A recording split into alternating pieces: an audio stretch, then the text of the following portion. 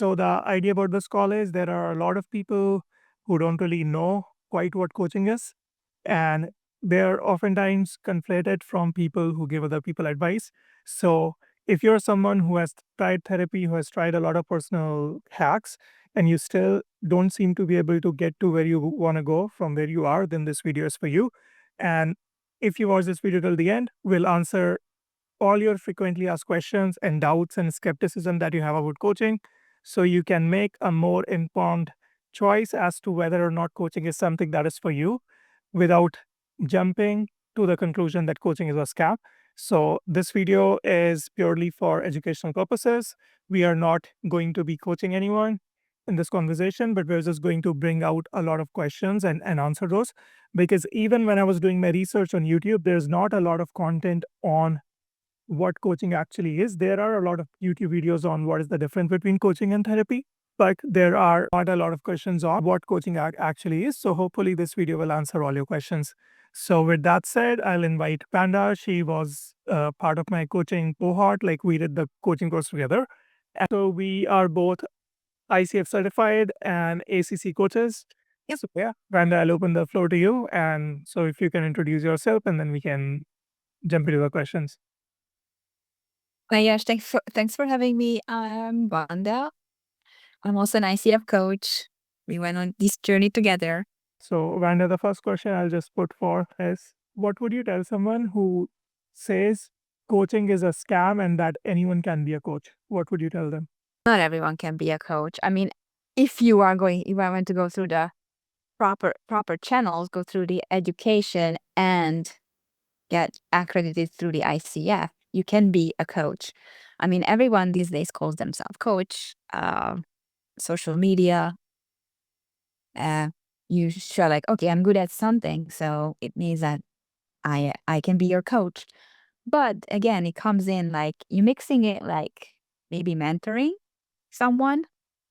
And mentoring someone is not coaching. Mhm. Coaching is a partnership that you invite the person to have like in a safe space, non-judgmental space that they can explore depending on their ideas, goals, where they want to be, where they are at the moment. So as coaches, you can provide them this space, and it's also a future-based approach. I said where they want to be in their life. And we also look at these people as they're whole already. They don't have, they're not the people who needs to be fixed. Hmm. And why, if mentoring comes in like that, like other people who call themselves coach, it's like giving them advice, like you have to do that way, you have to do this way. But people like they're different in many ways. So maybe one thing that fits for one, the other one is not. So in coaching, we just invite them to actually have their own ideas, find new ways how they want to go about something they want to achieve. Mhm. Yeah, no, that makes total sense. So, what you're saying is there's a difference between mentoring and coaching.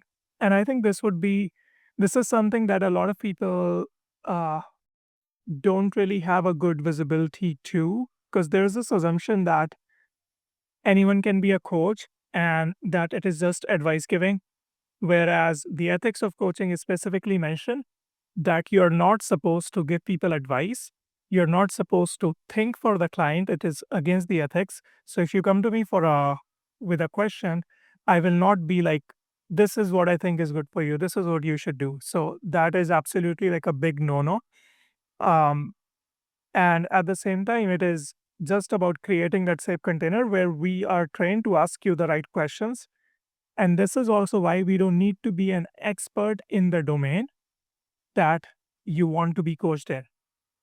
So if you want to start a business, you're better off hiring a business coach. But that coach is more like a consultant or a mentor. They're not a coach. Whereas a certified coach has more to do with asking you questions on how to build better routines or how to work through burnout, how to go about, finding that new job, how to recenter yourself. Maybe you're really successful, but just something feels off and you don't really know how to create a happy life. So those are the things that a coach might help you with. So I hope that offers some perspective. The second question I had that I thought would be a good question would be, how does coaching differ from therapy? Yes. So first of all, we are not doctors as coaches. We are not here to diagnose anyone. But of course, like, um, we are not gonna just sing an example, like, you're not gonna come here and talk about your, like, your mother for, like, a whole year therapy. So, it is we are not focusing on a third person here. Here we are focusing and not let me say a metaphor here. So we are not like, okay, we are on the water here, and then as you're exploring, going through a session, and while in that therapy, maybe you go dive deep there and just stay there all the way at the bottom of the ocean. But in coaching, we might do like, okay, we are on the surface there exploring, and we just for a moment we might go down. It might be an obstacle that was, you have to find something that, you know, keeping you from taking action at just a little like something, a pebble at the bottom, and you have to pick it up and come back. But we are not staying down. We find it and we come back. And then again, um, therapy and coaching can go hand in hand, but we are not diagnosing and not there to explore under the waters. Mhm. So coaching is more specific to you and your future goals, and therapy more has to do with your past and working through the trauma or emotional patterns and so on. Yes. This also reminds me something that Alexis is our instructor, is a MCC, and she has her own coaching platform now called Easy Coaching. And this is something that she mentioned in one of the coaching class. She was like, we always assume positive intent and we always think of the person who is not in the room. We always give them the benefit of the doubt. So if someone comes in and they complain about their boss, you always have to always give the boss the benefit of the doubt because they're not in the room. And this is something that is really important as well because we don't want to, as a coach, when we're having these conversations, we are not there to validate your biases and confirm with them. We're there to actually help you figure out what's going on. And so part of that is helping you challenge your biases as well. So we might ask uncomfortable questions to help you think deeper about where your certain biases are coming from. And that is what a coaching partnership is supposed to be. So not agreeing with the client uh, with all the things, and also always making sure that the session is actually productive for you rather than it just creating this codependent relationship where a coach is simply so passive and just giving you like an ear rather than actually giving you enough food for thought uh, to help you improve in the domain that you are exploring. So how does that resonate with you? Yes, for sure. So yeah, coaches, we can reflect back what the client says. Of course, we have the in an ethical way. And so I use a metaphor, we can use metaphors too. And see, as you asked me, how does it resonate? Like, find ways that, like, okay, I'm reflecting back what you just told me. This is how it looks like. What do you see here? Mhm. What do you see here? And also, like, if you come to think of it, it's showing like a mirror, Um, this is what it looks like, or the painting you just painted. And then, coaching is really not for, if I think of it, not for everyone. Not for everyone. You have the knowledge, people have the knowledge, capable people.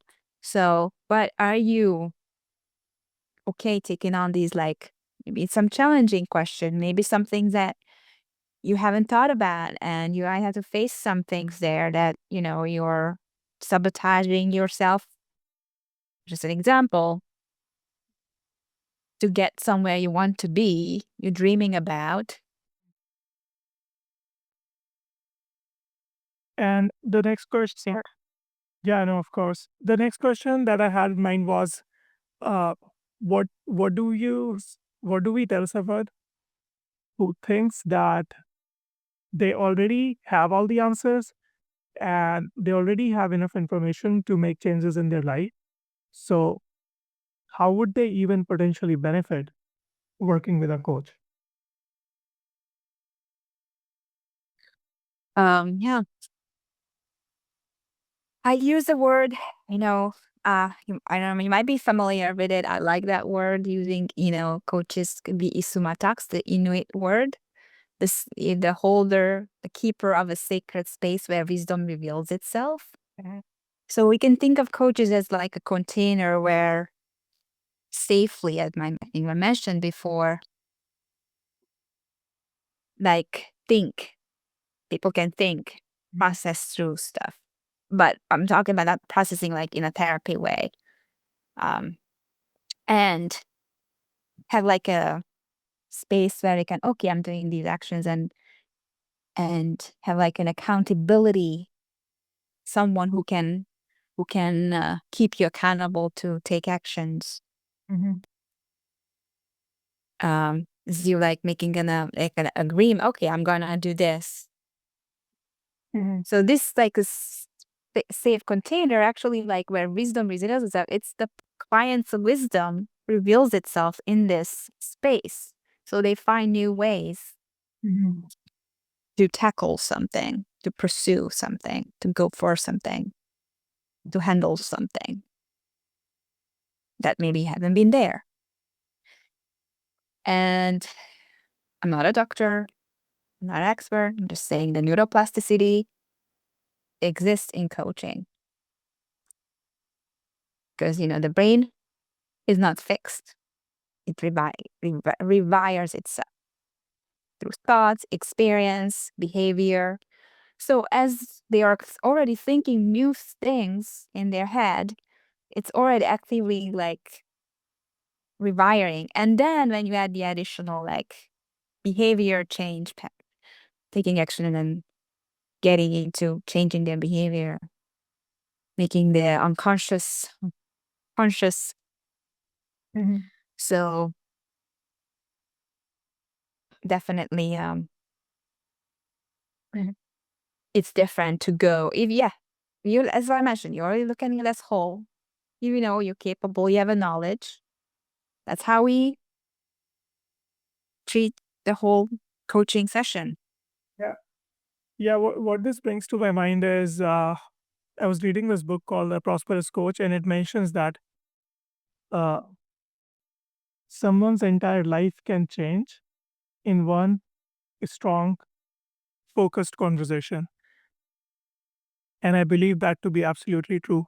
Because even if someone has ideas about what they want to do and they have not been able to take action, or they have not really sorted those ideas out for themselves and laid them out as to what would those ideas look like on paper if someone wanted to take action, then through a powerful coaching conversation where a coach might ask you, okay, how are you going to implement it? What might be some of the challenges you might perceive? What is the plan B? What resources you might need? What would you do when you have the negative self sabotage talks like starting to show up? So, how will you handle that? And these are oftentimes the thing that people usually don't really think about it in that detail, because everyone these days is living the life of optimizing every single thing. So there's a lot of talk about doing the things, but we don't see enough talk about follow through. And this is exactly where coaching can help you.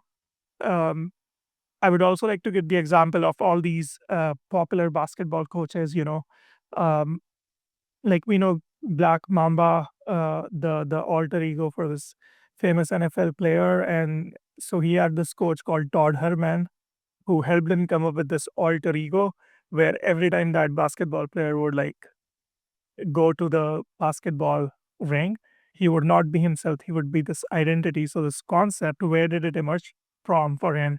So it emerged through this particular coaching conversation that he might have had with the coach. So the power of metaphor, the power of doing this deep inquiry, all those things can really make sure that they will increase the likelihood and the speed of you achieving your goals rather than you just doing it yourself. And it's also rooted in psychology. So it's also rooted in positive psychology. So positive psychology is the concept of not really processing the trauma, but it's like if your life is already here at the baseline, how you can actually improve it. So not waiting for it to get below. So you see a therapist. If you're here, you can actually like seek to improve your life. It doesn't have to be at baseline. And so coaching, especially the accredited International Coaching Federation based coaching, it is rooted in this positive psychology. So for people who says it's just like a scam, that is something where I would point to this research that is based on positive psychology. Um, so moving on to the next question, another question I had prepared that I feel would be helpful to people would be uh, what is the actual ROI and is there any real data on this? So unless you have any example, Wanda, I can take this question first if you want, or do you have? Yeah, you have data on this? There's many data now online Mhm. on this, but yep, go ahead if you have anything. I can also speak for personal anecdote. So within the last year of working with different clients and the people I've coached, I'll give you one specific example. So when people talk about ROI, people often say the biggest issue with anything that is not quantitative is you cannot really show the value of it. So if I were to go to the gym and the validity or the efficacy of the trainer has to do with how strong I get in 6 months, so it's easier to track. But how do you tell a good therapist from a bad therapist? You can just have an opinion or you can see the results, but after you have taken the session, right? So there's no way to tell it before. But insofar as that I've been able to track it is I get all my clients to do this assessment of wheel of life that I have started doing recently. And so where because I work with a lot of people who are already successful. So they are working in tech. Well, most of them are working in tech, and some of them also have their own app that they built on the site. So they make a lot of money, but then they are just constantly working on making more money and they never really stop and ask themselves where's the life they're creating and if this is the success that is worth it for them. So if you take someone like that and you have then take this assessment called wheel of life. So you just have them map out their life across different quadrants and like maybe they are 100% on success but they don't have a partner or they don't have any friends or they just spend a lot of time working in one domain of the life and they don't really have anything else going for them. And then through 6 months of coaching or 3 months of coaching, when we come up with these different strategies where they're like, okay, I don't have friends. And then I would be like, okay, so how can you find more friends? And one person was like, well, you know what? I really used to paint and I stopped doing that. And so as a result, like he started going to this painting workshops and he made a bunch of friends there. So then if you have someone like that, you have them create the wheel of life assessment again for them. A lot of intention that they set at in the starting where they see certain domains that they are like not really exploring and then by the end of it you can actually see that they have more friends, they have more things outside work, they're not working so hard in their business anymore because they're already content with it to whatever reason. So this is why like I think that is the return on investment of coaching. It can allow you to it can help you safely change the domain and direction in which your life is going and be conscious about it rather than every single day like an accident and just accepting the status quo and never really questioning it and thinking that is your life. If you do have a coach, they can help you figure out what you truly want. And we know what we truly want, but we really don't. Like, that is the interesting thing that we notice all the time in coaching, that people think what they want, but what you want, what you think you want versus what you truly want, is they're like two different things. And this is something you figure out within this coaching conversation a lot of times. So this is something that I think how you can figure out the ROI of a good coaching conversation or a good coaching engagement. Yeah, measuring, how you measure the success. Um, I agree. And also there are different assessments out there. You can, find many tools online now. You can measure. You want to go about it. You mentioned the wheel of life, and that helps really to for them actually to just see like, oh my gosh, this is what's going on. Just bring them actually like become aware. That's already that brings awareness to what's going on in their life by just, for example, looking at the wheel of life. So that's already a start. And then thinking start, and they can just start, okay, what do I want here? What areas, what do I want to improve here? Mhm. And also you can, what do I need to work on? Mhm. Yeah. Yeah. What would you tell someone who has maybe been burnt by other people? Maybe they've seen a therapist that has not been helpful, or they've never explored any mindset related avenues to explore their future. What would you tell someone like that who is maybe on the fence about believing in these kind of things? What would you tell them to not necessarily convince them, but to help them see how it might benefit them? You mean taking the test, or you mean, Just the validity or efficacy of coaching. What would you tell someone who's like, I'm pretty sure it won't work for me, or I don't believe in mindset things? yeah, VVX, that's again, I would just, ask like what happened, a little bit of that, like what's behind this hesitancy, what's behind what is that? You just find actually help them actually see what's really holding them back and what's that hesitancy, what's that idea, fear of something. If of course, if coaching is, if and I said coaching is really not for everyone. There's a big difference between, being hesitant about it and then, or not even ready for it at all. If you're looking for a therapist, then they have to go through and find a therapist. If you're going to mentor, they have to find a mentor, consultant, etc. So really defining them what coaching is, um, and that's why like the discovery sessions there we can offer Yeah. for everyone to see what's it's like. Yeah. So yeah, this is a good plug moment for the plug. So I link the discovery sessions to our coaching in the description. So feel free to book them if you're interested to explore what coaching is like. And you can get on the clarity call, of course, at no cost to you, and you'll get tons of value. Maybe you can come up with a question and we can figure out uh, if coaching is the right fit for you, or if we are even qualified enough for the problem that you have for coaching to be a good fit. Because I know there a lot of times people still have confusion between coaching and therapy. So if you're interested to explore that, if you basically have a goal that you have always had in your mind and there's a itch, or if there's a part of your life where you know you could do better, but for some reason you just find yourself not being able to take action, we can help you figure out what's blocking you, what might be the action items needed, and how would you hold yourself accountable. And then we can send you on your way.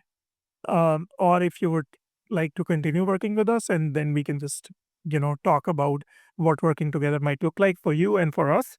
And we can take it from there. So, yeah, feel free to book the discovery call um, if you find that interesting. Thank you, Yash.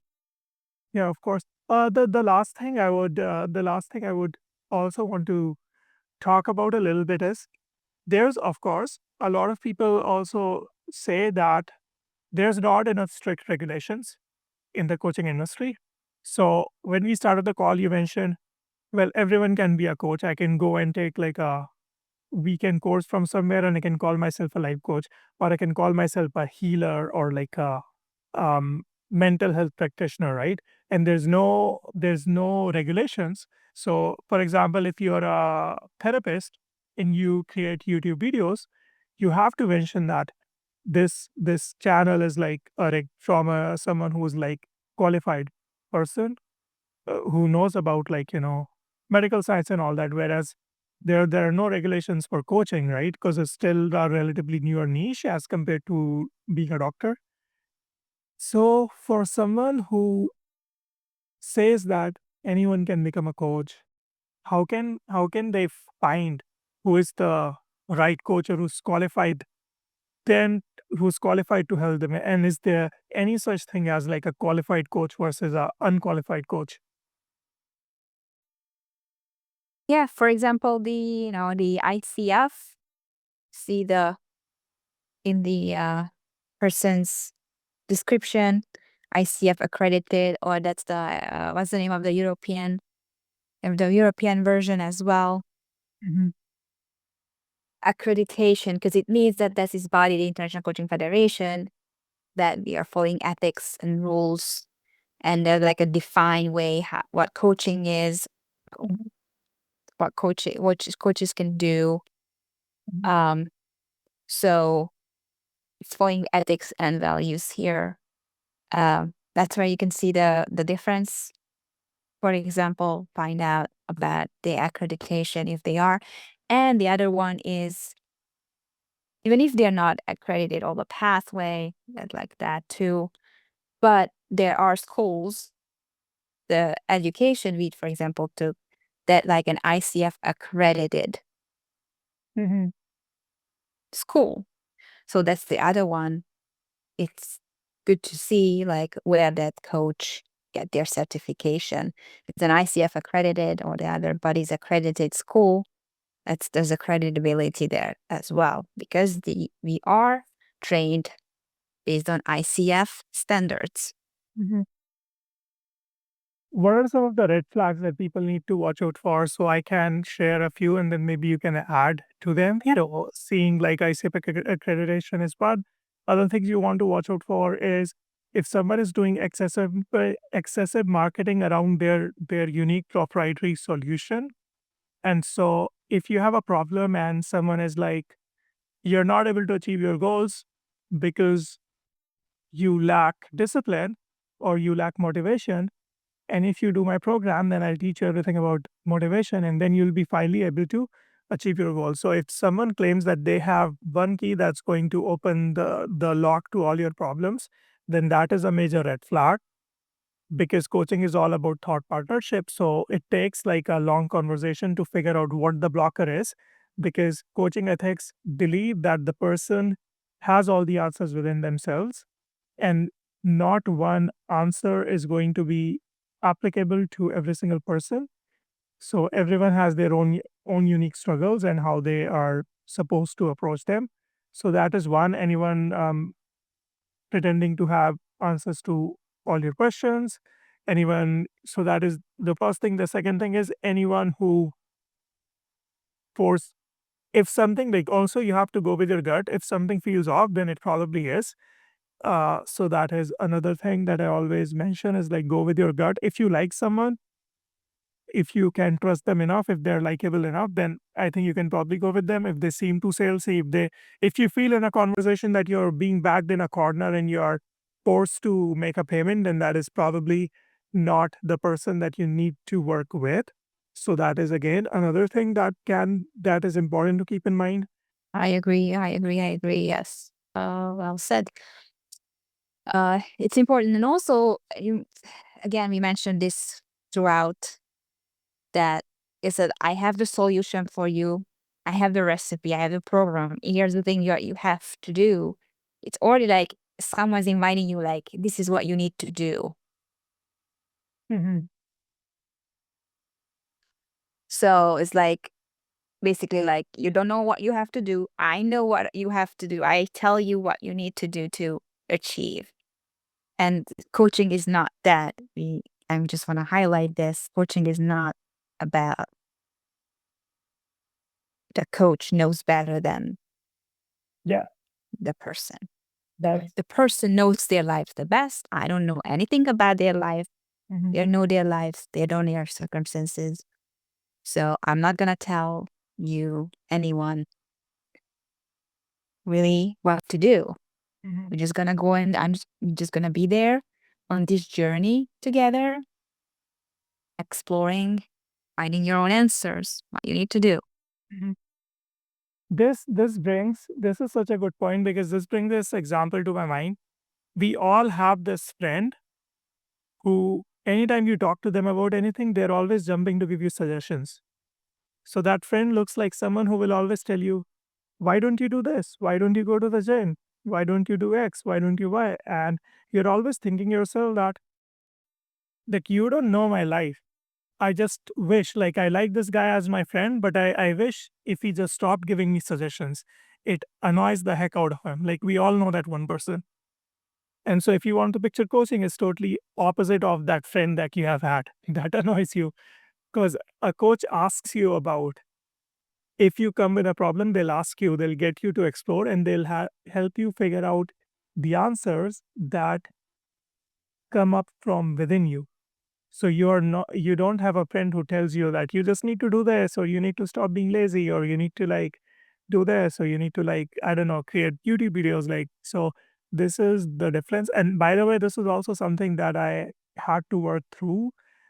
We only know what we know. And before I went on this journey of getting my accreditation and getting my coaching hours and all that, I used to have this tendency to give suggestions because I'm like a little bit nerdy. I like learning about different things. And I would always tell my friends, hey, you know what? You should really do budgeting. You know what? You should really focus on cardio as well because just muscle training isn't enough. You know what? You should take in a 40. And it was really hard for me to accept that people that I might not know better for people than they know themselves. And going on this coaching journey made me realize that. And so this is the metaphorical difference between what a coaching conversation might looks like versus what an actual conversation that you have with a friend uh, looks like. So I hope that this video helps bring some awareness about what ICF coaching is or what coaching is in general. To sum it up, it's not consulting, it's not mentoring, no one's giving you advice. It's thought partnership where you have the safe space where you explore the problems or the goals that you have, and we help you figure out by using your own awareness and invoking your awareness to figure out what are the steps to help you get to where you want to be. And we help you discover accountability frameworks and and ensure that it in, and ensure that it makes it more likely that you achieve your goals and you don't drop the ball in the middle. So I hope this video helps. I will link Panda's YouTube channel in the middle as well, in the this collaboration, and I'll add all the links. Like and subscribe to this video. Randa, do you have any parting thoughts before we wrap this up? Or just like, actually just quickly, one thing I wanted to add here. Thank you, Yash. Like, it might feel weird for people. Like, it happened to me when like coaching someone and it felt weird. Like, okay, so you were just asking questions. You're not even gonna give me advice. It's like, and just asking questions. Really. And you're not gonna get advice from us. And that's might be another way, just get some people might not be comfortable with that, but actually when you become comfortable with that you can just explore and nobody's gonna give you anything, any suggestions, advice, actually that opens up something in you. Yeah, the aha moment, right? Yes. Aha And moment. an identity shift by the end, like like you or I, like we went starting this coaching journey, and yeah, it's really Mhm. changing. Yeah, let's also talk about it before we wrap up because there are so many YouTube channels and people are talking about all this identity work. And the concept, the pattern that I keep seeing there is there's so much assumptions and labeling uh, that is thrown around in these videos where it's like you're not lazy, you're just this, or like, and there's so much labeling on the person. It's like you're not believing in that person, and just reminds me of the quote where that says kids do better if they can, and people do better if they can. If someone could do better, they would do better. So, um, demeaning someone and like believing that there's something wrong with them for not achieving their goal is not helpful. Yet all these identity shift gurus or these YouTube channels, they they create these long videos as if they have answers to all the questions of the person when every single person is so unique, and which is exactly why giving someone advice is 99% of the times not applicable. When was the last time you took someone's advice and you actually followed through, right? So the power of transformation always happens way more in context of a question that is posed rather than someone telling you what to do, because we tend to get really defensive anytime anyone asks us a question, right? And so, I mean, if we have a hard time accepting someone's advice, what makes me qualified to tell you what is good for you? So always remembering that the best way to you help someone, like the best way we can support you is by evoking your awareness to the point that you can challenge your assumptions, find out what's true for you, create a plan that is customized to you because you're the one who's coming with up with the plans, come up with the accountability framework so you don't drop the ball, and then the regular check-ins to make sure that you're actually following through and working through anything that comes up for you. Yes. And in the meantime, we are, a very important listening and presence. Mhm. Yeah, totally. Okay, so I think that should do it. I'll add my number and all the socials and everything in the description as well. Same goes for Vanda. You can connect with us on LinkedIn, Instagram. Um, I'll add my WhatsApp as well. You can book a call if you want to chat more about it, if you enjoyed this conversation, and I'll see you in the next video. Yeah. Thank you, Yash. All right. Okay. See you.